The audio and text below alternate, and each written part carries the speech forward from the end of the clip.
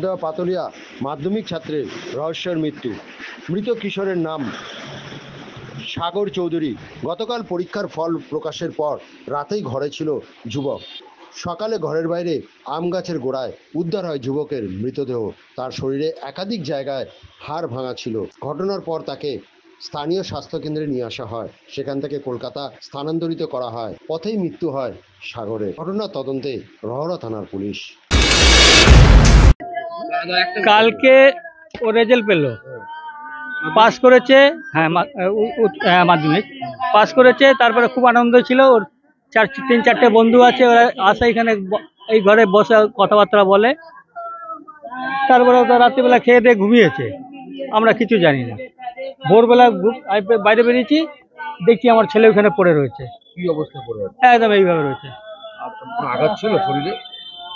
Hospital নিয়ে যাওয়ার পর বলছে এগুলো সব ভাঙা, এগুলো সব ভাঙা, এগুলো সব ভাঙা, এগুলো সব ভাঙা। আপনারা কি মনে করছেন, কি মারধর করেছে কেউ?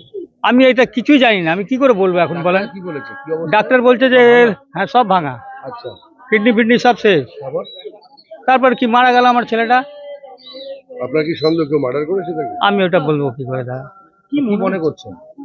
এখন আশ্চর্য ব্যাপার এটা যে আমরা ঘুমিয়ে রয়েছি, ওই ঘরে ঘুমায়। আপনি এদিকে তাকান, এদিকে এই ঘরে ঘুমায়, আর সকালবেলা উঠে এই অবস্থা দেখছে। কাতরাচ্ছে কে? আমার বউকে ডাকি যে তাতে আসো, দেখো কে পড়ে রয়েছে। বউ দেখে বলে আমার ছেলে। কিন্তু আর শরীরের সব জায়গা ভাঙা ছিল? হ্যাঁ বলছে তো সব ভাঙা। আচ্ছা, রক্ত এই পা কেটে গেছে, ওইসব জায়গা মনে হয় ওইটাই রক্ত ছিল, এমনি রক্ত নেই। কারোর সাথে আপনাদের কোনো? না, আমাদের কোনো শত্রু নেই। কোনো কি বন্ধু ফোন করে ডেকেছিল?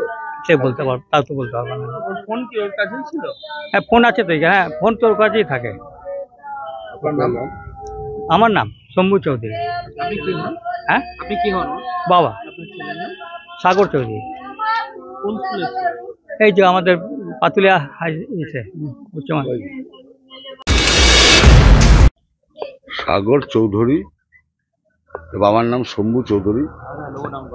গতকাল ওর মাধ্যমিকের রেজাল্ট বেরোয়, মানে 3টে সাবজেক্টে মানে লেটারও পেয়েছে। এবার সারাদিন খুব আনন্দ করেছে।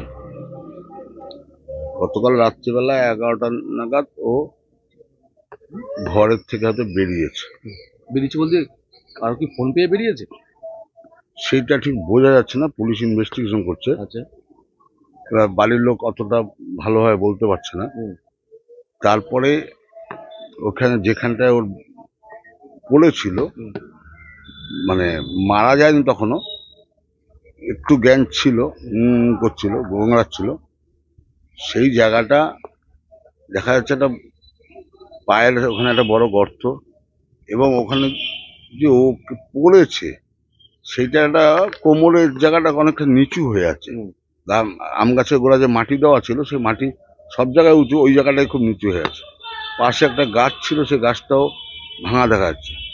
এখন কিভাবে মারা গেছে বুঝতে পারছে না। তার বাবা যেটা বলছেন যে শরীরের অধিকাংশ হাড় নাকি ভেঙে গিয়েছে।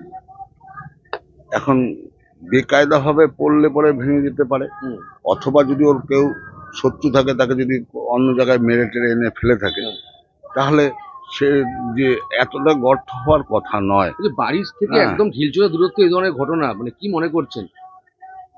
ঘরের দরজার গোড়ায় হয়েছে, ওদের ঘরের দরজার গোড়ায় হয়েছে। এখন এইটা ঠিক পুলিশ ইনভেস্টিগেশন করছে। ইনভেস্টিগেশন এখন বড়বাবুও চলে এসছেন, সকাল থেকে সব পুলিশরা করে জায়গাটাকে চিহ্নিত করেছে, যে জায়গাটা বডিটা ছিল, সেই জায়গা চিহ্নিত করে এখন ইনভেস্টিগেশন চলছে। ইনভেস্টিগেশনটা শেষ হোক, তাহলে বোঝা যাবে যে কি হয়েছে। আপনার নাম? আমার নাম কিশোর বৈশ্য, উপপ্রধান, পাতুলিয়া গ্রাম পঞ্চায়েত।